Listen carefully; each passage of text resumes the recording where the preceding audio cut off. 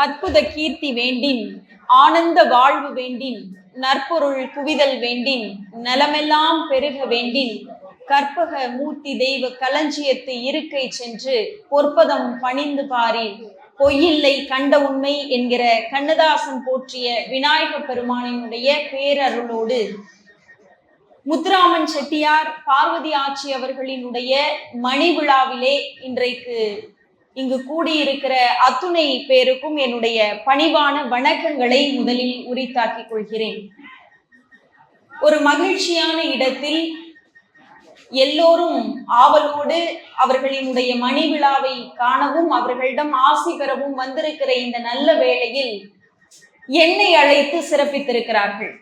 பொதுவாக பேச்சாளர்கள் திருமண வீடுகளில் பேசுவது என்பது மிகப்பெரிய சவாலாக இருக்கும். ஏனென்றால் திருமண வீடுகளில் அவர்கள் வேலையை செய்வார்கள், பேசிக் கொண்டிருப்பார்கள், யாருமே எதையும் கவனிக்க மாட்டார்கள். விழாக்களில் குறிப்பாக எங்களை போன்ற பேச்சாளர்களை அழைத்து பேச வைத்தால் அத்துணை பேரும் அவ்வளவு நேர்த்தியாக அமர்ந்து எங்களுடைய உரையை கேட்பார்கள். அந்த மகிழ்வு இன்றைக்கும் வாய்த்திருக்கிறது. அதற்கு எல்லாம் வல்ல இறைவனுக்கு முதலில் நான் நன்றியை கூறிக்கொள்கிறேன். மணி விழா பார்ப்பது என்பது அதுக்கு கொடுத்து வச்சிருக்கணும்னு சொல்லுவாங்க. மணி விழாவை பார்ப்பதற்கே கொடுத்து வைத்திருக்க வேண்டும் என்றால் மணி விழாவிலே பேசுவதற்கு எனக்கு எவ்வளவு கொடுத்து வைத்திருக்க வேண்டும்.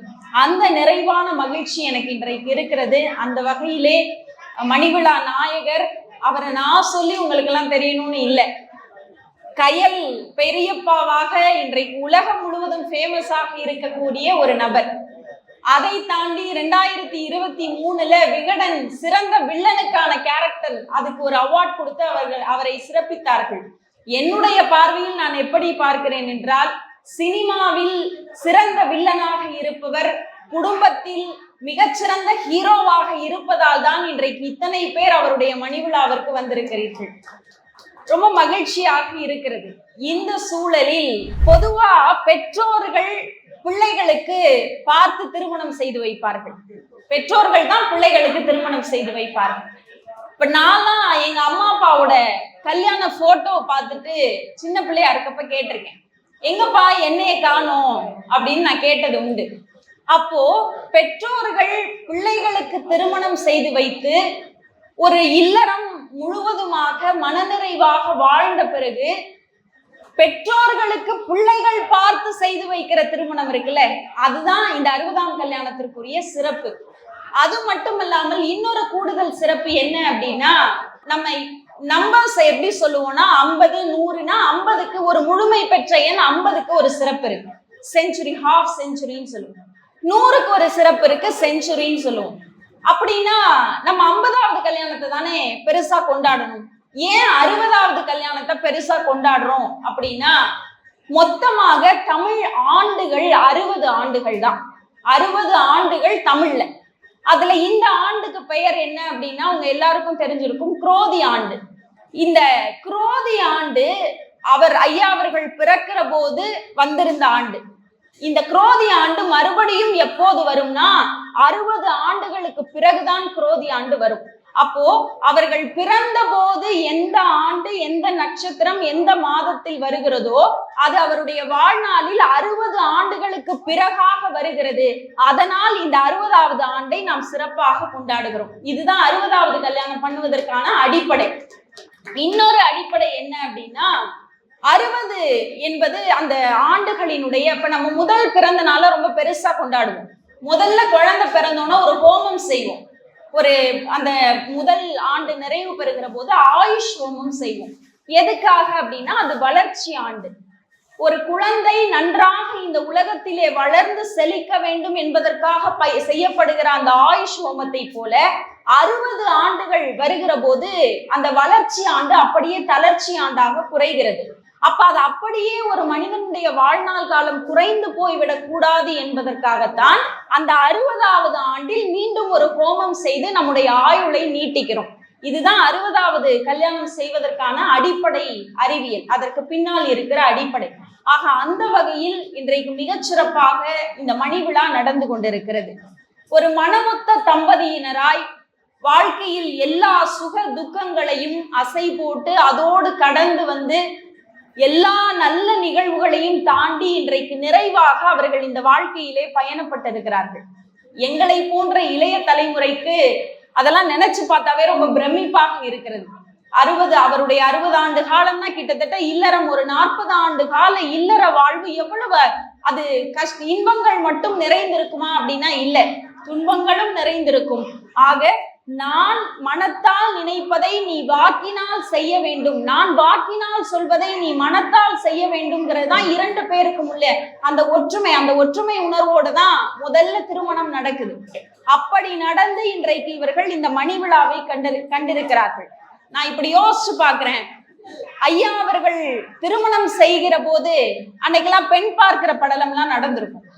பெண் மாப்பிள்ளையை பார்ப்பது, மாப்பிள்ளை பெண் பார்ப்பது, அதெல்லாம் ஒரு சம்பிரதாயத்திற்காக நடத்தப்பட்டதுன்னு தான் நான் நினைக்கிறேன். ஏன்னா மேடையில திருப்பூட்டு செய்கிற போதுதான் கணவனினுடைய முகத்தையே நிமிர்ந்து பார்த்த காலம் எல்லாம் ஒரு காலத்துல இருந்தது. ஆனா இன்னைக்கு அப்படிலாம் இல்லை. மேட்ரிமோனியில போயிட்டு என்னென்ன வேணும், வீட்டுல யாரெல்லாம் இருக்கணும், மாமியார் இருக்கக்கூடாது டிக், மாமனார் இருக்கக்கூடாது அடுத்து ஒரு டிக், நாத்தனார் கட்டாயமா இருக்கக்கூடாது சரி, கல்யாணத்துக்கு அப்புறம் கண்டிப்பா தனி கொடுத்தனும் தான் போகணும் சரி, அதுக்கப்புறம் பையன் 30 வயசுக்கு கம்மியா தான் இருக்கணும் சரி, 30 வயசுக்கு கம்மியா இருக்கணும் ஆனா வாழ்க்கையில செட்டில் ஆகி இருக்கணும். 30 வயசுலதான் அந்த பையன் படிச்சே முடிப்பாப்ல, படிச்சு முடிச்சு ஒரு வேலைக்குள்ள நுழைகிற போதே பையன் செட்டில் ஆகி இருக்கணும், நல்ல கார் இருக்கணும், வீடு இருக்கணும், எல்லாம் இருக்கணும். இது எல்லாம் இருந்தாதான் அந்த மேட்ரிமோனி செக்லிஸ்ட்ல செலக்ட் ஆகி ஃபில்டர் பண்ணி தான் அது நமக்கு கொண்டு கொடுக்குது. நீங்க யாருன்னே தெரியாம உங்களை நான் முழுவதுமாக மனத்தால் ஏற்றுக்கொள்கிறேன்னு ஏற்றுக்கொண்டு இன்னைக்கு இவ்வளவு அழகான ஒரு வாழ்க்கையை நிறைவாக மணி விழா கண்டிருக்கிற இந்த தம்பதியின் இருக்கிற சந்தோஷம் எல்லாத்தையும் செக் பண்ணி இதெல்லாம் எனக்கு வேணும்ன்ற கிரைட்டீரியா போட்டு செக்லிஸ்ட் போட்டு கல்யாணம் பண்ற தம்பதிகளுக்கு இன்னைக்கு ஏன் இல்லாம போச்சு? கல்யாணம் பண்ண ஒரு வாரத்திலேயே ஈகோ கிளாஷ் வந்துருது. இத்தனைக்கும் அவங்க பார்த்து செலக்ட் பண்ண பையனும் அவங்க பார்த்து செலக்ட் பண்ண பொண்ணும் தான். இன்னைக்கு நான் பெரியவனா நீ பெரியவனாங்கிற ஈகோ கிளாஷ் வந்துருச்சு. கண்ணதாசனுடைய வரி எனக்கு ரொம்ப பிடிக்கும். ஆலம் விழுதுகள் போல் உறவு 1000 இருந்தும் என்ன, என் வேறென நீ இருந்தாய், அதில் நான் வீழ்ந்து விடாது இருந்தேன். பேருக்கு பிள்ளை உண்டு, பேசும் பேச்சுக்கு சொந்தம் உண்டு, என் தேவையை யார் அறிவார், உன்னை போல தெய்வம் ஒன்றே அறியும்னு கண்ணதாசன் சொல்லுவார். கருத்தோடு கணவன் மனைவியாக வாழ்ந்த வாழ்க்கையெல்லாம் இன்னைக்கு போய் இன்னைக்கு எதுக்கு எடுத்தாலும் ஈகோ கிளாஷ் வர அளவுக்கு சண்டைகள் அதிகமாக ஆரம்பித்து விட்டது. சரி, பொண்ணு பார்த்தாச்சு, பொண்ணு மாப்பிள்ளையை செலக்ட் பண்ணியாச்சு, மாப்பிள்ளை பொண்ணை செலக்ட் பண்ணியாச்சு. இதுல என்ன காமெடி இன்னைக்கெல்லாம் பாத்தீங்கன்னா, பொதுவா நம்முடைய சமூகத்துல இந்த கல்யாணம் என்பதெல்லாம் இன்னைக்குதான் மண்டபங்கள் ஃபேஷனா, பெரிய பெரிய மண்டபங்கள், பெரிய ஆடம்பர செலவுகள் அத்தியாவசியம்னு இருந்த எல்லாம் இன்னைக்கு ஆடம்பரமா மாறிடுச்சு. நீங்க அதுவும் பாத்தீங்கன்னா பெரிய மண்டபங்கள்ல கோடிக்கணக்குல செலவு பண்ணி திருமணம் செய்யறாங்க. அந்த திருமணம் செய்யறதுங்கிறது அவங்களோட ஸ்டேட்டஸை டிஃபைன் பண்ற மாதிரியான ஒரு சூழல் வந்துருச்சு. ஆனா பொதுவா நம்முடைய சமூகங்கள்ல கல்யாணம் என்பது, திருமணம் என்பது வீடுகள்ல தான் பெரும்பாலும் நடக்கும். அடிப்படையான எல்லாத்தையும் இன்னைக்கு நம்ம ஆடம்பரமாக மாற்றிட்டோம். இன்னொன்னு, திருமணம் அப்படின்னா ஏன் எல்லாரும் இப்படி கூடி உட்கார்ந்து இருக்கோம்? அன்னைக்கெல்லாம் திருமணம்னா என்ன பண்ணுவாங்கன்னா, ஒரு 100-150 பேர் உட்கார்ந்து திருப்பூட்டு அந்த தாலி கட்டுகிற போது அக்ஷதை போடுவாங்க. அவர் கெட்டி மேலன்னு சொன்ன உடனே அக்ஷதை போடுவாங்க. அக்ஷதை எல்லாரும் சேர்ந்து போட்டு நல்லா இருக்கணும்னு வாழ்த்துவாங்க. அதுதான் திருமணத்திற்குரிய அடிப்படை. இப்படிதான் கல்யாணம் நடக்கும். ஆனா இன்னைக்கு பாருங்க, எந்த திருமண வீடுகள்லயுமே காலையில கல்யாணம் பண்றப்ப ஆளே இருக்க மாட்டேங்கிறாங்க. ஏன்னா எல்லாருக்கும் என்ன ஆயிடுச்சுன்னா, இன்னைக்கு வேலை பளு அதிகமாயிடுச்சு. இன்னொன்னு, திருமண வீடுகள்ல இந்த மாதிரியான மேளங்கள்லாம் ஏன் இசைக்கப்படுது அப்படின்னா, அதுக்கு காரணம் ஏதாவது ஒரு சிலர் ஏதாவது நெகட்டிவா பேசிட்டா கூட அந்த நெகட்டிவ் வைப்ரேஷன் மணமக்களை சென்று சேரக்கூடாதுங்கிறதுக்காக தான் மங்கள வாத்தியங்கள்லாம் அன்னைக்கு இசைக்கப்பட்டது. ஆனா இன்னைக்கு இந்த மங்கள வாத்தியங்கள் இசைக்கப்படுவதெல்லாம் மாறி இன்னைக்கு பெரிய கச்சேரிகள் வைக்க ஆரம்பிச்சாங்க. நீங்க போனீங்கன்னா உள்ளுக்குள்ள போனா ஒரே புகை மண்டலமா இருக்கு. அவங்க கிட்ட என்ன கேக்குறோம்னா, அந்த கல்யாணம் ஏற்பாடு பண்றவங்களே நிறைய கலர் கலரா புகையெல்லாம் எடுத்துட்டு வாங்க. இதுல இன்னொரு கூத்து என்னன்னா, அந்த கச்சேரிய போட்டு முழுக்க முழுக்க அந்த மண்டபமே அதிரு. அதுலயும் இந்த வயசானவங்க எல்லாம் அங்க போனாங்கன்னு வச்சுக்கோங்களேன், எப்படா வெளியில வருவோன்ற அளவுக்கு அவங்களுக்கு ஒரு மனநிலை இன்னைக்கு மிக பெரும்பாலான கல்யாண வீடுகள்ல நடக்குது. ஆனா நம்முடைய பாரம்பரியங்கள்ல அந்த மாதிரி ஆடம்பர திருமணங்களே இருந்தது கிடையாது. அழகான மங்கள வாத்தியங்கள், இந்த வாத்தியம் யாரையும் எந்த டிஸ்டர்பும் பண்ணாது. அந்த மாதிரியான ஒரு மங்கள வாத்தியத்தோடு ஒரு நல்ல பாசிட்டி, அதெல்லாம் மாறி நம்ம எங்க போகிறோம், நாம் எதற்காக திருமணம் செய்கிறோங்கிறதே இல்லை. இதுல இன்னொரு பியூட்டி என்னன்னா, இன்னைக்கு பெரும்பாலான திருமணங்கள் காலையில 10 பேரோட முடிச்சிடுறாங்க, சாயந்தரத்துல ரிசப்ஷனுக்கு தான் எல்லாரும் போறாங்க. ஏன்னா எல்லாருக்கும் ஆபீஸ் இருக்கு, எல்லாருக்கும் இன்னைக்கு வேலை இருக்கு. யாரும் இதுக்காக மெனக்கெட்டு திருமணத்துக்கு போய் இருக்கிற அளவுக்கு யாருக்கும் நேரம் இல்லை. அவசர யுகத்துல சாயந்தரம் ரிசப்ஷனுக்கு போறாங்க. நான் நிறைய திருமண வீடுகள்ல பார்த்திருக்கேன். இந்த ரிசப்ஷனுக்கு போறப்ப ஒரு பெரிய கியூ நிக்குது. மணமக்களை பார்ப்பதற்கு ஒரு ரொம்ப பெரிய ஒரு கியூ நிக்கும். நீங்க அந்த கியூல போய் எத்தனை பேரு மனநிறைவோட நின்றுப்பீங்க? நிறைய நான் பார்த்த வரைக்கும் நிறைய பேருக்கு என்ன அங்க இருக்கும் தெரியுமா, எப்படா இந்த கியூ முடியும், நம்ம எப்ப இந்த பொண்ணு மாப்பிள்ளை கையில கொண்டு போய் இந்த கவரை கொடுத்துட்டு கிளம்புவோன்ற மனநிலை தான் எல்லாருக்கும் இருக்கும். பொதுவாக திருமணங்களில் எல்லோரையும் அழைத்து கொண்டாடுவதற்கு காரணமே எல்லோருடைய வாழ்த்தும் மணமக்களை சேரணும், அந்த வாழ்த்துக்களின் மூலமாக அவர்கள் ஒரு சிறப்பான வாழ்க்கையை வாழணும்ன்றதுக்காக அமைக்கப்பட்ட கட்டமைப்பு தான் இந்த மாதிரி விசேஷங்கள்லாம். ஆனா இன்னைக்கு ரிசப்ஷன்ல ஒரு 500-600 பேர் லைன்ல நிக்கிறாங்க. நிக்கிற அத்தனை பேரும் ஏதோ ஒண்ணு பேசிக்கிட்டு எப்படா கீழே இறங்கி வருவோம். சரி, வந்தாச்சு. ரிசப்ஷன்ல கவரை வச்சு கொடுத்துட்டு கீழே இறங்கினீங்கன்னு வைங்களேன், யாரும் யாரையும் சாப்பிடலாம் சொல்றது இல்ல. கவரை வச்சு கொடுத்துட்டு வெளியில வந்தா நம்மளே போய் சாப்பிட்டுக்கணும். அதுவும் இலையில எல்லாம் இன்னைக்கு பரிமாறுற கலாச்சாரம்லாம் இல்ல. எல்லாம் தட்டை தூக்கிக்கிட்டு ஏதோ சாப்பிடுறதுக்காக அப்படியே சுத்தி சுத்தி வராங்க. எதுக்கு சுத்தி வராங்கன்னே நமக்கு தெரியாது. எல்லாரும் சுத்தி வருவாங்க. இது ஒரு வகை. இன்னொரு வகை நான் பார்த்து மிரண்டு போனது என்னன்னா, இன்னொரு வகை சாப்பாடு பரிமாறுற முறை என்ன தெரியுமா, சாப்பிட்டுக்கிட்டே இருக்காங்க. ஒரு 50 பேர் சாப்பிட்டுக்கிட்டே இருப்பாங்க. அடுத்த 50 பேர் அவங்க பின்னாடியே போய் நிப்பாங்க. அந்த சாப்பிடுற மனுஷன் நிம்மதியா சாப்பிட மாட்டாரு. ஏன்னா நமக்கு பின்னாடி ஒரு 50 பேர் நிக்கிறாங்களே, எதுக்கு நிக்கிறாங்கன்னே தெரியாது. அவர் சாப்பிட்டோன்னு எந்திரிச்சோன்னா, நம்ம ஒருத்தர் பொதுவா நம்ம சாப்பிட்றப்ப நம்மள யாராவது குறுகுறுன்னு பார்த்தா நமக்கு சாப்பிட தோணுமா? அப்படித்தான் இன்னைக்கு எல்லா கல்யாண வீடுகள்லயும் ஒரு 100 பேர் சாப்பிட்டுக்கிட்டு இருக்காங்கன்னா, அடுத்த 100 பேர் பின்னாடி எந்திரியா முதல்ல, சார் என் இலைக்கு இன்னும் பாயாசம் வரல, கப்புல வாங்கி குடிங்க சார், எந்திரிங்க எங்களுக்கு பசிக்குதுங்கிறாங்க. அப்ப இன்னைக்கு திருமணங்கள் என்பது அவசர யுகமாக மாறி போயிருக்கிறது. சரி, சாப்பாடு முடிச்சாச்சு, அதுக்கப்புறம் வீட்டுக்கு வந்தாச்சு. வந்ததுக்கு அப்புறம் இந்த ஆண்கள் இருக்காங்க பாத்தீங்களா, அவங்களாம் ரொம்ப உண்மையாவே நல்லவங்க. வந்தா என்ன பேசுவாங்க தெரியுமா, ஒரு அப்பாவும் பையனும் ஒரு கல்யாணத்துக்கு போயிட்டு வந்தா என்ன பேசுவாங்க தெரியுமா, தம்பி சாப்பாடு நல்லா இருந்துச்சு, சாப்பாடு நல்லா இருந்துச்சு, நல்ல அரேஞ்ச்மெண்ட் பண்ணியிருந்தாங்க, நல்ல திருமணம் நடந்துச்சு. இப்படித்தான் ஆண்கள் பெரும்பாலும் பேசுவாங்க. உண்மையா சார்? பெண்கள் என்ன தெரியுமா பண்ணுவாங்க, அவ கட்டியிருந்தாலும் அந்த சேலை அது மாதிரியே நானும் வாங்கணும்னு தான் நினைச்சேன், ஆனா அது கொஞ்சம் காஸ்ட்லியா இருந்துச்சுன்னு வாங்கல. இது ஒரு வகையான பெண்கள். இன்னொரு பெண், ஆமா அவ என்ன சீர் வச்சாலாம், என்ன முறை செஞ்சாவ. ஆண்களும் பெண்களும் திருமணத்துக்கு போயிட்டு வந்தா இவங்க ஒரு பட்டிமன்றம் வீட்டுல வைப்பாங்க. சரி, அதெல்லாம் முடிஞ்சிருச்சு, பொண்ணு மாப்பிள்ளையும் வீட்டுக்கு வந்துட்டாங்க. அதுக்கப்புறம் அவர்களுடைய வாழ்க்கையை வாழ அவர்கள் தயாராகி விட்டார்கள். இப்ப நம்ம என்ன தெரியுமா பண்ணுவோம், அன்னைக்கெல்லாம் எனக்கு தெரிஞ்சு என்னை திருமணம் செய்த போது கூட என்னுடைய தாயார் என்கிட்ட என்ன சொல்லி அனுப்பிச்சாங்கன்னா, மாப்பிள்ளையோட வீட்டுக்கு வந்தா வா, மாப்பிள்ளையோட வீட்டுக்கு வந்தா வா, இல்லைன்னா அங்கே இருந்துக்கோ. அவ்வளவுதான் என்னுடைய தாயார்லாம் எனக்கு சொல்லி அனுப்பிச்சது. ஆனா இன்னைக்கு இருக்கிற நவீன தாய்மார்கள் என்ன தெரியுமா பண்றாங்க, பொண்ணை கொண்டு போய் மாமியார் வீட்டுல விட்டுட்டு வந்த உடனே கார்ல ஏறுறாங்க பாருங்க, அப்பவே வீடியோ கால். அம்மா இங்க இருந்து கமெண்ட்ரி, லைவ் கமெண்ட்ரி கொடுக்க கொடுக்க பொண்ணு அங்க செஞ்சுக்கிட்டே இருக்கு. நான் என்ன சொல்றேன், மாமியார் வீட்டு வீட்டுக்கு வாழ போன பொண்ண நீங்க வாழ விடாம நீங்க இங்க லைவ் கமெண்ட்ரி கொடுத்துக்கிட்டே இருந்தீங்கன்னா அந்த பிள்ளை எப்படி வாழும்?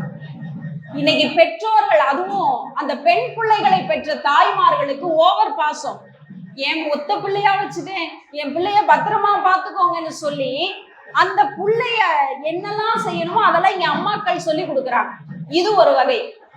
அம்மாக்கள் மட்டும்தானா? இல்ல, மாமியாரும் அதுக்கு ஈக்குவலா செய்யறாங்க. என்னன்னா, ஒரு வீட்டினுடைய கலாச்சாரம் என்பது, இப்ப அந்த வீட்டுல மாமியார் இருக்காங்கன்னா அவங்களுக்கு அவங்க மாமியார் சொல்லி கொடுத்துருப்பாங்க. இந்த மாமியார்கள்லாம் என்ன நினைக்கிறாங்க, நான்லாம் எவ்வளவு கஷ்டப்பட்டேன், நான்லாம் எவ்வளவு ஏச்சு பேச்சு வாங்கினேன், இவளை நம்ம சும்மா விடக்கூடாதுன்னு பல மாமியார்கள் இன்னைக்கு நினைக்கிறதுனாலதான் வீட்டுல பிரச்சனையே. என்ன தெரியுமா இவங்க நினைக்கிறாங்க, இவங்க சொல்றதெல்லாம் அந்த பொண்ணு செய்யணும்னு நினைக்கிறாங்க. அந்த பொண்ணு வேற ஒரு கலாச்சாரத்துல நீங்க வாழ்ந்த மாதிரி எல்லாம் கிடையாது. நீங்க அம்மா அப்பா ஓகேன்னு சொன்னா அவ்வளவுதான், அதை பார்த்து கல்யாணம் பண்ணீங்க நீங்கெல்லாம். ஆனா இன்னைக்கு பிள்ளைகள் அப்படி இல்லை, அவங்க பார்த்து அவங்க செலக்ட் பண்ணி அவங்க கல்யாணம் பண்ணி வர்றாங்க. நீங்க ஏதாவது ஒண்ணு சொன்னீங்கன்னு வைங்களேன், அந்த பொண்ணு கையில் எடுக்கிற ஆயுதம் என்ன தெரியுமா? டைவர்ஸ் பண்ணிடுவேன். அந்த பயத்தோடயே இன்னைக்கு எல்லா பிள்ளைகளும் வீட்டுல இருக்காங்க. அப்ப மாமியார் என்பவர் அந்த வீட்டுல ஒரு 30 வருஷம் நீங்க இருந்து அதை கத்துக்கிட்டு வந்திருக்கீங்க. 30 நாள்ல வர்ற பொண்ணு அப்படி இருக்கணும்னு நீங்க எதிர்பார்க்கறது மிகப்பெரிய தப்பு. முதல்ல அவங்களுக்கான ஸ்பேஸ கொடுத்துருங்க. இது இல்லாம போதுதான் வீட்டுல பிரச்சனைகள் ஸ்டார்ட் ஆக ஆரம்பிக்குது. புரிதல் என்பது இன்னைக்கு வீட்டுல இல்ல. இன்னொரு டைப் ஆஃப் மாமியார்ஸ் இருக்காங்க. அவங்க என்ன தெரியுமா பண்றாங்க, நாங்க கல்யாணம் பண்ணி கொடுத்துறோம், பொண்ணு பாக்குறப்பவே நாங்க கல்யாணம் பண்ணி தனி கொடுத்துன்னு வச்சிடறோம், நாங்க யாரும் கூட இருக்க மாட்டோம்னு நீங்களே ஒப்புதல் வாக்கு மூலம் கொடுத்துடுறீங்க. எனக்கு என்ன ஆச்சரியமா இருக்குன்னா, அம்மா அப்பா தாத்தா பாட்டி பெரியப்பா ஆச்சி ஐத்தனை எல்லோரோடும் கூடி வாழ்கிற போது கிடைக்காத சந்தோஷம் ஒரு தனி குடுத்தனத்துல என்ன கிடைச்சிரும் நீங்க நினைக்கிறீங்க? நம்ம இந்த ஊர்கள்ல எல்லாம் பாத்தீங்கன்னா வீடுகள் ரொம்ப பெருசா இருக்கும். வீடுகள்னாவே அது நம்முடைய பாரம்பரிய வீடுகள் தான். இன்னைக்கும் ஒரு கவிஞன் தான் ரொம்ப அழகா கவிதை எழுதினாரு, அன்றைக்கெல்லாம் வீடுகள் தள்ளி தள்ளி இருந்தன, அன்றைக்கெல்லாம் வீடுகள் தள்ளி தள்ளி இருந்தன, மனிதர்கள் எல்லோரும் நெருக்கமாக இருந்தார்கள், இன்றைக்கு வீடுகள் எல்லாம் அபார்ட்மெண்ட்டுகளாக நெருக்கமாக இருக்கின்றன, ஆனா மனிதர்கள் எல்லோரும் தள்ளி போய் விட்டார்கள்னு எழுதினார். எவ்வளவு உண்மை இல்ல? அப்ப ஒரு குடும்ப உறவு என்பதை நீங்களே இன்னைக்கு தனி குடுத்தனமா போயிடணும்னு முடிவு பண்ணிடுறீங்க. அதுக்கப்புறம் அவங்களுக்கு ஒரு பிள்ளை வருகிற போது இந்த பிள்ளையை யார் வளர்க்கறதுன்னு ஒரு பெரிய பஞ்சாயத்தே நடக்குது இன்னைக்கு. ஏன்னா கணவனும் வேலை பாக்குறாங்க, மனைவியும் வேலை பாக்குறாங்க, 2 பேரும் வேலை பாக்குறதுனால இந்த பிள்ளைய எங்க போய் விடுறதுன்னு தெரியல. அதுக்கு ஒரு ஹோம் பாக்குறாங்க. வீட்டுல ஊர்ல ஆயாவும் ஐயாவும் அப்பத்தாவும் ஐயாவும் சும்மா உட்கார்ந்து இருக்காங்க, இவங்க பிள்ளைய வளர்க்கறதுக்கு இன்னொரு ஆயமா தேடிக்கிட்டு இருக்காங்க. இது இன்னைக்கு பெரும்பாலான குடும்பங்களில் இருக்கிற ஒரு சூழலாக இருக்கிறது. அதுக்கப்புறம் இன்னொன்னு நான் சொல்றேன், இப்ப இந்த கல்யாண மணி விழால பாருங்களேன், எல்லாரும் ஒரே மாதிரி சாரி கட்டி ஒரே மாதிரி இருக்காங்க. அவங்க எல்லாம் யாருன்னு விசாரிச்சப்ப அந்த மணி விழா தம்பதியினுடைய மகன் பேரன் பேத்தி அந்த மாதிரி உறவு முறை பார்க்க எவ்வளவு அழகா இருக்குல்ல. ஆனா நீங்க யோசிச்சு பாருங்க, இன்னும் ஒரு 50-60 வருஷத்துக்கு அப்புறம் இந்த மாதிரிலாம் அண்ணன் தம்பி அப்படிலாம் இருப்பாங்களானே ஆச்சரியமா இருக்கு.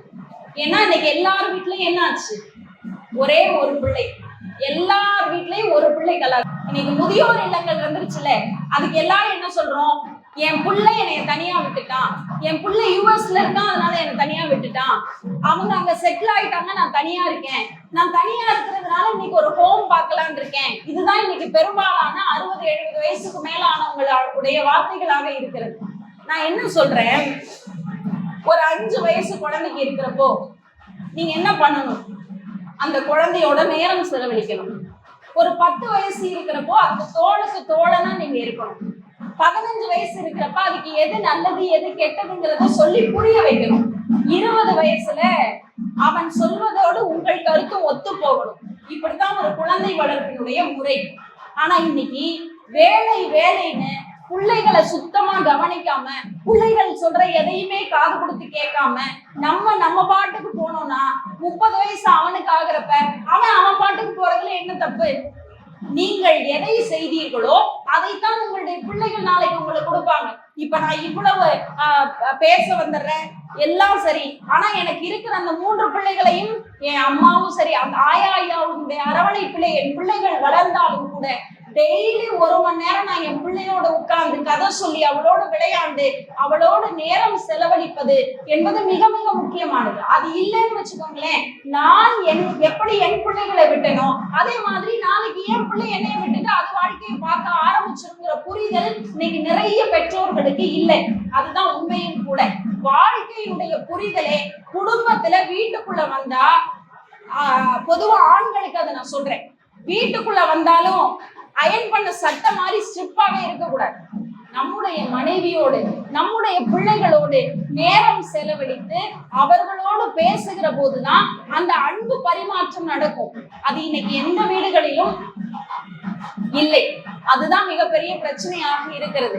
எதெல்லாம் அடிப்படையான விஷயங்களோ அது எதுவுமே இன்னைக்கு இல்லை. ஆன்மீகம்னா பிள்ளைகளுக்கு என்னன்னு தெரியல. கோயிலுக்கு போனா உள்ள போய் சாமிய பார்த்துட்டு வெளியில வந்துடணும், அவ்வளவுதான் அந்த பிள்ளைகளுக்கான டைம் இருக்கு. வாங்க போலாம் வாங்க போலாம் வாங்க போலாம்னு இன்னைக்கு பிள்ளைகள் கூப்பிட்டுக்கிட்டே இருக்கு. அதுவும் உள்ள போயிட்டு போனு பேரண்ட்ஸ் சாமி கும்பிட்டுக்கிட்டு இருக்காங்க, பிள்ளை வீடியோ கேம் விளையாண்டுகிட்டு இருக்கு. இன்னைக்கு ஆன்மீகம் சம்பந்தமான எந்த விஷயங்களும் பிள்ளைகளுக்கு போய் சேருவது இல்லை. அடிப்படையில எல்லாரும் போனை கொடுத்துட்டா நம்ம நிம்மதியா இருக்கலாம்ங்கிற மாதிரி ஒரு மனநிலைக்கு நம்ம வந்துட்டோம். போனை கொடுத்துட்டா நம்ம நிம்மதியா இருக்கலாம். இந்த நிம்மதியா இருக்கலாம் நீங்க நினைப்பதனால் வருகிற பிரச்சனைகள் இன்னைக்கு நிறைய ஏராளமாக இருக்கிறது. ஆக நாம் அடிப்படையில நம்முடைய குடும்பங்கள்ல நிறைய பிரச்சனைகள் இருக்கு. அதை நாம் சரி பண்ண வேண்டிய சூழலில் நாம் நின்று கொண்டிருக்கிறோம். நீங்க ஒண்ணும் இல்ல, இன்னைக்கு இருக்கிற இளம் தம்பதியினருக்கு நான் சொல்றேன், எதுக்கு எடுத்தாலும் சண்டை போடுறாங்கல்ல, என்ன பிரச்சனைன்னு நீங்க கேட்டு பாருங்களேன். என்ன பிரச்சனைன்னு கேளுங்க. எல்லாரும் என்ன தெரியுமா சொல்லுவாங்க, என்னுடைய கணவர் என்ன புரிஞ்சுக்கல. பெருசா சண்டை வர்ற இடத்துல கேட்டு பாருங்க, என்னுடைய கணவர் என்ன புரிஞ்சுக்கல. மனைவி என்ன தெரியுமா சொல்லுவாங்க, மனைவி கிட்ட கேட்டா அவங்க அதை சொல்றாங்க. கணவர் என்ன தெரியுமா சொல்றாரு, என்னுடைய மனைவி என்ன புரிஞ்சுக்க மாட்டா. இதுதான் பிரச்சனைக்கு காரணமாக இருக்கிறது. நான் இந்த கல்யாண வீட்டுல இருந்து சொல்றேன், என்னுடைய கணவர் என்ன புரிஞ்சுக்கலனோ என்னுடைய மனைவி என்ன புரிஞ்சுக்கலனோ சொல்றீங்கல்ல, உங்களுடைய கணவனோ உங்களுடைய மனைவியோ ஒருபோதும் உங்களை புரிந்து கொள்ள முடியாது என்பதை முதலில் நாம் புரிந்து கொள்ள வேண்டும். யாரையும் புரிஞ்சு கொள்ள முடியாது. அந்தந்த சூழ்நிலைக்கு ஏற்றவாறு அவர்கள் கடந்து போகிறார்கள். அதை நாம சூழ்நிலைக்கு ஏற்றவாறு சரி செய்கிற போதுதான் வாழ்க்கை சரிசமமா பயணிக்கும். இன்னைக்கு நிறைய இளம் தம்பதியினர் விவாகரத்து கேட்டு கோர்ட்ல போறப்பெல்லாம் என்ன சொல்றாங்கன்னா, அவ சமைக்க மாட்டேங்கிறா, எப்ப பார்த்தாலும் ஆர்டர் பண்ணி சாப்பிடுறா. இது மிகப்பெரிய பிரச்சனையாக இருக்கிறது. கணவன்கிட்ட சொன்னா, கணவனை மனைவி என்ன தெரியுமா குறை சொல்றாங்க, எப்ப பார்த்தாலும் அவங்க அம்மா வீடுன்னு இருக்காரு, என்னையே கவனிக்க மாட்டேங்கிறாரு. இதுதான் இன்னைக்கு பெரும்பாலான பிரச்சனைகளாக இருக்கிறது. மணிவிழா தம்பதியினர் இருக்காங்க, இந்த இடத்துல இது சொல்வது இன்னும் கூட சிறப்பானதாக இருக்கும். என்னன்னா, பாரதிதாசன் முதியோர் காதல்னு ஒரு இது எழுதியிருப்பார். அந்த முதியோர் காதல் எனக்கு ரொம்ப பிடிச்ச வரி என்னன்னா, அவர் சொல்லுவாரு, தன்னுடைய மனைவி ஒரு 80-90 வயசை தாண்டிய அந்த அம்மாவும் அந்த ஐயாவும் இருக்காங்க, அந்த ஆட்சி ஐயா. அவங்க என்ன பண்றாங்க, 90 வயசு தாண்டின அந்த தம்பதியினர் அதுல அந்த அம்மாவால எந்திரிச்சு கூட நடக்க முடியல, படுத்த படுக்கையா அப்படி கட்டில்ல படுத்திருக்காங்க. இத பார்த்துட்டு அந்த வயதான அந்த முதியவர் சொல்றாராம், புது மலர் அல்லல் அவள், அவ ஃப்ரெஷ்ஷான பூலாம் கிடையாது, புது மலர் அல்லல் அவள், காய்ந்த புற்கட்டே அவள் உடம்பு. காஞ்சு போன புல்லு எப்படி இருக்கும் அப்படிதான் அவ இருப்பா. காய்ந்த புற்கட்டே சதிராடும் நடையாள் அல்லல் அவள், சதிராடும் நடையாள் அல்லல். ரொம்ப அழகாலாம் அவளால நடக்க முடியாது, எந்திரிச்சே நிக்க முடியல. சதிராடும் நடையாள் அல்லல் அவள், தள்ளாடி விழும் மூதாட்டி, குழிகள் கண்கள், அவ கண்ணெல்லாம் குழி விழுந்து போச்சு, குழிகள் கண்கள், வறள் நிலம். பொதுவா நம்ம இயற்கையை ரொம்ப அழகா வர்ணிப்போம். புதுசா கல்யாணம் ஆச்சுன்னா அந்த மனைவி எப்படி வர்ணிப்போம், என்ன அழகா இருக்கா, பசுமையாக இருக்கிறா, அப்படிதானே வர்ணிப்போம். இந்த மாதிரி இயற்கை சூழலோடு பசுமையோடு இருக்கிறாள்லாம் இல்ல. அவள் வறள் நிலம், காஞ்சு போயிட்டா, அவ உடம்புல ஒண்ணுமே இல்லை, உசுரை தவிர அவ உடம்புல ஒண்ணுமே இல்லைன்னு சொல்லி கடைசியாக அவர் இப்படி சொல்வார், புதுமலர் அல்லல் அவள் காய்ந்த புற்கட்டை அவள் உடம்பு சதிராடும் நடையாள் அல்லல் தள்ளாடி விழும் மூதாட்டி புலிகள் கண்கள் வறள் நிலம், எது எனக்கு இன்பம் தரும்? இப்படி கிடக்கிறவளை பார்த்தா ஏதாவது இன்பம் கிடைக்குமா அப்படின்னு கேட்டவர் சொல்லுவார், எது எனக்கு இன்பம் தரும் தெரியுமா? அவள் என்னோடு இருக்கின்றாள் என்ற ஒன்றே எனக்கு இன்பம் தரும்னு சொல்லுவார். அப்ப கணவன் மனைவியாக கடைசி வரைக்கும் சுக துக்கங்களை பகிர்ந்து கொண்டவள், எனக்காகவே தன் வாழ்நாளை இருந்தவள், எனக்காக நல பாகங்களை சமைத்து பரிமாறியவள், இன்னைக்கு எந்திரிக்க முடியாம இருந்தாலும் கூட அவள் என்னோடு இருப்பதுதான் எனக்கு சந்தோஷம்னு சொல்றா. இந்த மாதிரியான ஒரு வாழ்க்கை வாழ்வதற்கு இன்னைக்கு எத்தனை பிள்ளைகள் தயாராக இருக்கிறார்கள்? பொதுவா கல்யாண வீடுகளுக்கெல்லாம் இன்னைக்கெல்லாம் கல்யாணம் பண்றாங்கன்னா அவங்களுக்கு எல்லாம் இந்த மாதிரி விஷயங்களை சொல்லி கொடுத்து கல்யாணம் பண்ணுங்க. ஏதோ ஷாப்பிங் போனோம், 4 பாக்குற ட்ரெஸ் எல்லாம் ஆர்டர் பண்ணோம், நான் பிள்ளைகளோட சுத்தணும், ஹோட்டல்ல சாப்பிட்டோம், இதோட வாழ்க்கை இன்னைக்கு இதுதான் எங்களோட ஃபேஷன் வாழ்க்கைன்னு நிறைய பேர் நினைச்சுக்கிட்டு இருக்காங்க. அது அல்ல வாழ்க்கை.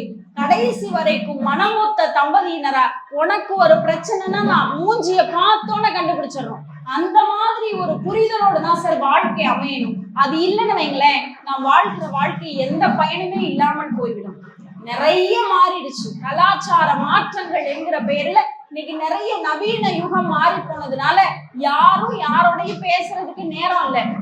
கல்யாணத்துல தொடங்கி இப்ப இந்த மணி விழா எத்தனை பேர் நினைச்சுக்கிட்டு இருப்போம், சீக்கிரம் முடிச்சாங்கன்னா வீட்டுக்கு போய் அடுத்த வேலையை பார்க்கலாம், இந்த மேடம் எப்ப பேசி முடிப்பாங்க அப்படின்னு நிறைய பேர் நினைப்போம். இல்ல, இந்த நிமிடத்தை நாம் எப்போது சந்தோஷமாக அனுபவிக்கிறோமோ, இந்த நொடிக்கான இந்த வாழ்க்கையில இந்த நொடி மட்டும்தான் நமக்கானது. இந்த நொடியை சந்தோஷமாக கடத்துகிற ஒரு மனிதரால் தான் வாழ்க்கையினுடைய நிம்மதி கிடைக்கும். அந்த நிம்மதியை தேடுபவர்கள் இன்னைக்கு நிறைய பேர் குறைவாக போய்விட்டார்கள். எல்லா இடங்களிலும் பிரச்சனைகள் இருக்கும், எல்லாருக்கும் பிரச்சனைகள் இருக்கும். யாருக்கு வாழ்க்கையில பிரச்சனை இல்லைன்னு சொல்லுங்க. ஆனா இந்த பிரச்சனையை சரி செய்கிற தெம்பு எப்ப தெரியுமா வரும்? உங்களோடு நான் கூட இருக்கிறேன்னு யாராவது ஒருவர் நம்மோடு கூட இருக்கிறார்கள் என்றால் அவங்க ப்ராப்ளம் சொல்யூஷன் கொடுப்பாங்கன்னா இல்ல. பொதுவா நமக்கு பிரச்சனை நடந்துச்சுன்னா என்ன தெரியுமா, ஏதோ ஒரு பிரச்சனை நடக்கிற போது அந்த ப்ராப்ளத்துக்கு சொல்யூஷன் சொல்றவங்களை நம்ம மனசு தேடாது. அந்த ப்ராப்ளம் நடக்கிறப்ப நான் உன் கூட இருக்கேன், என்ன நடந்தாலும் பார்த்துக்கலாம்னு சொல்கிற ஒரே ஒரு ஜீவன் நம்மோடு கூட இருந்துச்சுன்னு வைங்களேன், அதுதான் வாழ்க்கையினுடைய சந்தோஷம். அந்த மாதிரி ஒரு மனிதரையாவது நம்மோடு கூட வைத்திருக்கிறோமா? நீங்க யோசிச்சு பாருங்க. இந்த காலகட்டத்துல இன்னைக்கு தந்தை அப்படின்னாவே ஒரு வில்லனா பாக்குற மாதிரி பிள்ளைகள் மாறிட்டாங்க. அப்பா எது சொன்னாலும் பிடிக்க மாட்டேங்குது. வீட்டுல கடைசி வரைக்குமே தன்னுடைய எந்த கவலையும் கஷ்டத்தையும் சொல்லாத ஒரு ஜீவன் உண்டுன்னா அப்பா தான். அது வேற எத்தனை பணம் கொடுத்தாலும் ஈடாகாது. அந்த தந்தையை நம்ம கண்கலங்காம கடைசி வரைக்கும் பாத்துக்கிறோமா? தாயை கண்கலங்காம கடைசி வரைக்கும் பாத்துக்கிறோமா? அம்மாங்கிறவ அவ்வளவு சாதாரணமானவள் அல்ல. புதுசா கல்யாணம் பண்ணி மருமக வந்துட்டானா இன்னைக்கு அம்மாவை நிறைய பேர் மறந்துடுறாங்க. நம்ம கல்யாணம் பண்ணிட்டா அம்மா அப்பாவை விட்டுட்டு போயிடலாங்கிற நினைப்பு தான் இருக்கு. ஒரு கதை சொல்றேன், நான் ரொம்ப படிச்சு நெகிழ்ச்சியான கதை. ஒருத்தன் வீட்டுல அவங்க அப்பா ஏதாவது ஒண்ணுக்கு ஏதாவது சொல்லிக்கிட்டே இருப்பாராம். ஏண்டா ஃபேன் வேஸ்டா ஓடுது, ஏன் லைட் எரிஞ்சுக்கிட்டே இருக்கு, எதுக்கு மோட்டரை போட்டா ஆஃப் பண்ண மாட்டேங்கிற, இந்த மாதிரி ஏதாவது ஒரு கரெக்ஷன் அப்பா சொல்லிக்கிட்டே இருப்பாராம். நம்ம வீட்லயும் அப்படி ஒரு அப்பா இருப்பார், எல்லார் வீட்லயும் இருப்பார், ஏதாவது ஒரு சொல்லிக்கிட்டே இருப்பார். இந்த பையனுக்கு ஒரே எரிச்சல், என்னடா எப்ப பார்த்தாலும் இந்த மனுஷன் ஏதாவது சொல்லிக்கிட்டே இருக்காரு. சரி என்ன பண்ணலாம்னு யோசிக்கிறான். அவனுக்கு ஒரு இன்டர்வியூ லெட்டர் வருது. இந்த இன்டர்வியூல எப்படியாவது செலக்ட் ஆகி வேலைக்கு போயிடணும். வேலைக்கு போயிட்டோம்னா இந்த அப்பாவை விட்டுட்டு நம்ம அங்க போய் தனியா இருந்துக்கலாம்னு முடிவு பண்ணிட்டான். சந்தோஷமா இன்டர்வியூக்கு கிளம்பி போறான். இன்டர்வியூல போறதுக்காக அந்த ஆபீஸ்க்குள்ள நுழையிறான். அப்ப அந்த ஆபீஸுடைய வாசல்ல செக்யூரிட்டியே காணும். அந்த ஆபீஸ் வாசல்ல செக்யூரிட்டியே காணும். பாத்தீங்கன்னா அந்த செக்யூரிட்டி போட்டுட்டு போயிருக்காரு ஒரு தண்ணி அந்த டியூப்ல வழிஞ்சு ஓடிக்கிட்டே இருக்கு. இந்த பையன் என்ன பண்றான், இந்த டியூபை ஆஃப் பண்ணிட்டு பைப்பை ஆஃப் பண்ணிட்டு கொஞ்சம் தூரம் நடந்து போறான். நடந்து போனா லிப்ட்ல இது எரிஞ்சுக்கிட்டே இருக்கு, ஆனா லிப்ட் ஒர்க் ஆகல. இவன் என்ன பண்ணா அந்த சுவிட்சை ஆஃப் பண்ணிட்டு படி வழியா நடந்து போறான். படி வழியா நடந்து போறப்ப காலையில 10 மணி மணி ஆகியும் கூட அந்த படிகளில் இருந்த சுவிட்ச்ல லைட் ஆஃப் பண்ணவே இல்லை. இந்த பையன் அதை பார்த்தோன்னா சுவிட்ச் எல்லாம் ஆஃப் பண்ணிட்டு மேலே ஏறி போறான். மேலே ஏறி கொஞ்ச தூரம் மேல போனதுக்கு அப்புறம் அந்த வரவேற்பறை இருக்கும்ல, அந்த வரவேற்பறையில ஃபேன் ஓடிக்கிட்டே இருக்கு. இத பார்த்துட்டு அந்த இடத்துல யாருமே இல்லை, எதுக்குடா தேவையில்லாம ஃபேன் ஓடுதுன்னு நினைச்சு அந்த ஃபேனை ஆஃப் பண்ணிடலாம். ஆஃப் பண்ணிட்டு வெயிட் பண்ணிக்கிட்டு இருக்கான். உள்ள இவனுக்கு முன்னாடி இன்டர்வியூ அட்டன் பண்ண போயிருப்பாங்கல்ல, அவங்க எல்லாம் வந்தா என்ன கொஸ்டின், ஃபேன்லாம் ஆஃப் பண்ணிட்டான், வெயிட் பண்ணிக்கிட்டு இருக்கான். எதுக்கு அப்படின்னா அந்த முன்னாடி போனவங்க வெளியில வந்தா என்ன டைப் ஆஃப் கொஸ்டின் கேட்டாங்கன்னு தெரிஞ்சுக்கிட்டா அதுக்கு தகுந்த மாதிரி இன்டர்வியூ அட்டன் பண்ணலான்னு இருக்கான். ஆனா என்ன பிரச்சனைனா இன்டர்வியூ ஒரு ரூம்குள்ள போனவங்க வெளியில வேற வழியா அனுப்பி விட்டுறப்பட்டுறாங்க. இவனுக்கு என்ன கொஸ்டின் கேட்டாங்கன்னு தெரியாது. இவன் ஒரு பதட்டத்தோட உள்ள போறான். ஏன்னா வேலை கிடைக்கலன்னா அந்த அப்பா கிட்ட போய் மறுபடியும் டார்ச்சர் அனுபவிக்கணும்ட்டு பயத்திலே உள்ள போறான். போனோடனே அந்த எம்டி சொல்றாரு, யூ ஆர் செலக்டட், நாளையில இருந்து நீங்க ஆபீஸ் வந்துடலாம். இவனுக்கு ஒன்றும் புரியல. இது ஒரு வகையான கொஸ்டினோன்னு நினைச்சு இப்படி பாக்குறான். அப்படி பாக்குறப்ப அவர் சொல்றாரு, இல்ல நீங்க செலக்டட், நாளையில இருந்து நீங்க ஜாப்ல சேர்ந்துடலாம். இவன் இப்படி ஆச்சரியமா பார்த்தோம்னா அவரே பதில் சொல்றாரு, ஏன் தெரியுமா நீங்க செலக்டட்? ஒரு 500 பேர் இன்டர்வியூக்கு வந்தாங்க. நாங்க வேணும்னா எல்லாத்தையுமே செட்டப் பண்ணி வச்சிருந்தோம். இந்த 500 பேரும் இன்டர்வியூ ரூமுக்குள்ள வந்து எப்ப என்ன கொஸ்டின் கேட்பாங்கன்ற மைண்ட் செட்டோட தான் வந்தாங்களே தவிர சுத்தி இருந்த எதையுமே கவனிக்கல. இது வீணா போதேன்னு யாருக்குமே தோணல. உங்க ஒருத்தவங்களுக்கு மட்டும்தான் இந்த ஃபேன் வேஸ்டா ஓடுது, இந்த லைட் வீணா எரியுது, இந்த இதுல தண்ணி வேஸ்டா போகுதுன்ற ஒரு எண்ணம் இருந்துச்சுல. நீங்க தான் இந்த கம்பெனில வேலை செஞ்சா இந்த கம்பெனியினுடைய சொத்துக்களை எல்லாம் வீணாகாம கரெக்டா பாதுகாப்பீங்க. அதனால யூ ஆர் அப்பாயிண்டட்னு சொல்றாரு. இப்ப இந்த பையனுக்கு கண்ணுல தண்ணி தேங்குது. ஏன் அப்படின்னா எந்த அப்பாவுக்காக வேலைக்கு வந்து சேரணும்னு நினைச்சானோ, எந்த அப்பா சொல்லி கொடுத்த பழக்கம் இருந்ததோ அந்த பழக்கத்தினாலதான் இவனுக்கு ஒரு வேலையே கிடைச்சிருக்கு. அப்பதான் அப்பாவோட அருமை அவனுக்கு புரியுது. ஆகா, நம்ம அப்பா சொல்லி கொடுத்த இந்த பழக்கங்களினால்தான் இன்னைக்கு நமக்கு வேலையே கிடைச்சிருக்கு. அப்படின்னா நம் வீட்டிலே நம் பெரியவர்கள் சொல்லி கொடுக்கிற விஷயங்கள் ரொம்ப சாதாரணமானது அல்ல. பிள்ளைகளுக்கு அம்மா அப்பா ஒரு விதம்னா அடுத்து அந்த வீட்டுல இருக்கிற பாட்டி தாத்தா ஆயா ஐயா நம்ம முதல்ல சொல்லுவோம்ல, அந்த அவர்கள் கொடுக்கிற அந்த அட்வைஸ், அவர்கள் கொடுக்கிற கதைகள் பிள்ளைகளாகவே மாறி போகிற பெரியவர்களினுடைய அரவணைப்பு இன்னைக்கு நிறைய பிள்ளைகளுக்கு இல்ல. பிள்ளைகளுக்கு இன்னைக்கு தாத்தா பாட்டி ஐயா ஐயானா யாரு அப்படின்னு கேட்டா, வக்கேஷனுக்கு ஊருக்கு போனா அவங்க எல்லாம் ஒரு வீட்டுல இருப்பாங்கன்ற ஒரு சுட்டி காண்பிக்கிற ஒரு பொருளாகத்தான் இன்றைக்கு தெரிகிறார்களே தவிர அவர்கள் நம் தாய் தந்தையினுடைய ரத்த சொந்தம்ங்கிற ஒரு புரிதல் இன்னைக்கு பிள்ளைகளுக்கு இல்லை. எப்படி தெரியும்? எக்ஸிபிஷன்ல கூட்டிட்டு போனா எப்படி அவங்க வேடிக்கை பாக்குறாங்களோ அந்த மாதிரி சென்னை இந்த மாதிரி பெரிய பெரிய பெருநகரங்கள்ல இருந்து இந்த ஊருக்கு கூட்டிட்டு வந்தா எக்ஸிபிஷனை பாக்குற மாதிரி பார்த்துட்டு போறாங்க. அப்ப இந்த மாதிரி ஒரு சூழல் எல்லாம் மாற வேண்டும். நம் குடும்பங்களினுடைய அமைப்பு, அது கட்டமைப்பு சரியாக இருக்க வேண்டும். அந்த கட்டமைப்பின் வழியாக நம் குடும்ப உறவுகளை பலப்படுத்த வேண்டும். ஒரு முறை, இது உண்மையா நடந்த விஷயம், ஒரு முறை ஒரு வெளிநாட்டு தம்பதியினர் நம்முடைய இந்தியாவுக்கு வராங்க. வந்து எல்லா இடங்களையும் சுத்தி பாக்குறாங்க. அப்படி சுத்தி பார்த்துட்டு நிறைய கோயில்களுக்கு போறாங்க. அந்த மாதிரி கோயில்களுக்கு எல்லாம் போயிட்டு நம்முடைய நிருபர்கள் அவர்களை கேள்வி கேட்கிறாங்க. அந்த கேள்வி கேட்கிற போது என்ன கேட்கிறாங்கன்னா, நீங்க எங்க இந்தியாவுக்கு வந்தீங்க, அதுவும் குறிப்பா தமிழ்நாட்டுக்கு வந்தீங்க, உங்களுக்கு எது ரொம்ப வியப்பா இருந்துச்சு, எது ரொம்ப ஆச்சரியப்படுறீங்கன்னு கேட்டப்ப அவங்க பதில் சொன்னாங்க, நாங்கள் நிறைய நாடுகளுக்கு பயணம் செய்திருக்கிறோம், நிறைய ஊருக்கு போயிருக்கோம், நிறைய கோயில்களை நாங்கள் பார்வையிட்டு இருக்கிறோம். ஆனால் எங்களுக்கு எது தெரியுமா வியப்பாக இருக்கிறது? எல்லா நாடுகளிலும் கோயில்கள் இருக்கிறது, ஆனால் தமிழ்நாட்டில் மட்டும்தான் குடும்பங்களே கோயில்களாக இருக்கிறது. அந்த குடும்ப அமைப்பை பார்த்து நாங்கள் ஆச்சரியப்படுகிறோம்னு சொன்னாங்க. அப்ப இந்த குடும்ப அமைப்பு என்பது அவ்வளவு சாதாரணமான கட்டமைப்பு அல்ல. அதுல இருக்கிற நகமும் சதையுமாக இருக்கிற உறவு முறைகள், உனக்கு ஒண்ணுனா நான் இருக்கேன்னு ஓடி வர்றதுக்கு. இன்னைக்கு ஒரு பிள்ளை, நான் தான் சொன்னேன், ஒரு பிள்ளை கலாச்சாரம் வந்ததுக்கு அப்புறம் தனிமரமா நிக்கிறான். தாய் தந்தைக்கு பிறகு உங்கள் பிள்ளைகள் தனிமரமாவதை விரும்பக்கூடாது அப்படின்னு நினைக்கிற இளம் பெற்றோர்களுக்கெல்லாம் நான் ஒரு அட்வைஸ் பண்றேன். ஒரு குழந்தை அட்லீஸ்ட் ஒண்ணுக்கு ஒண்ணு துணையாகவாது இருந்தே ஆக வேண்டும். அப்படி இருக்கிற போதுதான் ஏதோ ஒரு கஷ்டம் எனக்கு வந்தா நான் கூட போய் என் அக்கா கூட நிற்பேன், என் அண்ணனுக்கு நான் கூட நிற்பேன். அப்படி ஒரு உறவு முறையே இல்லாம செல்பிஷா, அதுவும் அம்மா அப்பா என்ன தெரியுமா சொல்றாங்க, சமீபத்துல இந்த விவாக மேடைகள்ல சொல்ற பெற்றோர்கள், நவீன தாய்மார்கள் சொல்றாங்க, ஏன் ஒரு பிள்ளை வச்சுக்கிறீங்க? அதுக்கு அவங்க சொல்ற பதில், நாங்க ஆபீஸ் போறோம், என் ஒரு பிள்ளைய பாத்துக்கவே ஆள் இல்லை. நான் ஏன் என்ன கேக்குறேன், ஒரு பிள்ளைய பாத்துக்க ஆள் இல்லைன்றீங்களே, உங்களை பெத்த 2 பேர் இருப்பாங்கல்ல, அவங்கள கூட்டிட்டு வந்து உங்க வீட்டுல வச்சுக்கங்களேன். அந்த மாதிரி செய்ய மாட்டேங்கிறோம். இன்னைக்கு எல்லாத்தையும் குறை சொல்றோம், பிள்ளைய பாத்துக்க ஆள் இல்லை அதனால ஒரு பிள்ளை. இன்னொரு அம்மா சொல்றாங்க, என் பிள்ளைக்கு எல்லாத்தையும் நான் பெஸ்டா கொடுக்கணும். ஒரு பிள்ளை வளர்த்தாலும் அதுக்கு இந்த உலகத்துல இருக்கிற எல்லாத்தையும் கொடுத்து பெஸ்டா வளர்க்கணும் அப்படின்னு சொல்றாங்க. நான் இதை எப்படி பாக்குறேன்னா, இந்த உலகத்துல இருக்கிற எல்லாத்தையும் என் ஒத்த பிள்ளைக்கு கொடுத்து பெஸ்டா வளர்க்கணும். நீங்க எல்லாத்தையும் கொடுத்துட்டீங்கன்னா, அதுக்கு தேவையான எல்லாத்தையும் நீங்களே கொடுத்துட்டீங்கன்னா, அது வாழ்ற வாழ்க்கையில அது தனக்காக எதையுமே தேடிக்காது. அப்படி ஒண்ணு தனக்கு கிடைக்காத போதுதான் இந்த உலகத்துல இருக்கிற எல்லாரையும் வெறுக்கிறது. அதுதான் பிரச்சனை. இன்னைக்கு ஒரு பிள்ளையா இருக்கிற பிள்ளைகளுக்கு விட்டு கொடுக்கிற மனப்பான்மை இல்லை, பரிமாறிக்கொள்கிற மனப்பான்மை இல்லை. எங்க ஐயாலாம் எங்களுக்கு ஏதாவது ஒண்ணு வாங்கிட்டு வந்தாங்கன்னா, 4 பேர் இருந்தோம்னா 4 பேருக்கு எங்க ஆயா பங்கு வச்சு கொடுப்பாங்க. பங்கு வச்சு சாப்பிடுகிற போது இருந்த மகிழ்ச்சி இன்றைக்கு பிள்ளைகளுக்கு மொத்தமா ஒன்னையும் முழுசா கொடுக்கறப்ப கூட சாப்பிட்டுட்டு அந்த குழந்தைகள் இன்றைக்கு திருப்தி அடைவதே இல்லை.